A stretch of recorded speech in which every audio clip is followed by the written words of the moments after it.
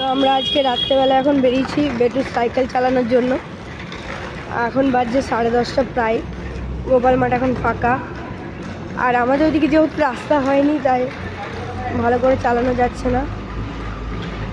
এখন এসছি আমরা জিপি রোড পার করে যাচ্ছি গোপাল মাঠের ওই দিকটায়।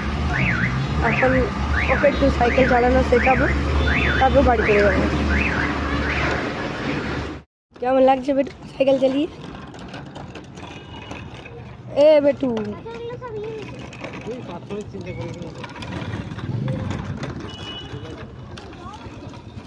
বেটু ভালো লাগছে তোমার?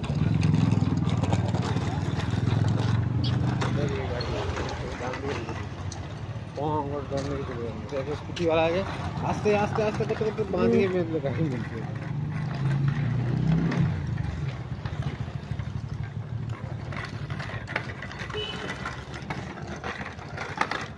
দেখছো দেখেছো? आस्ते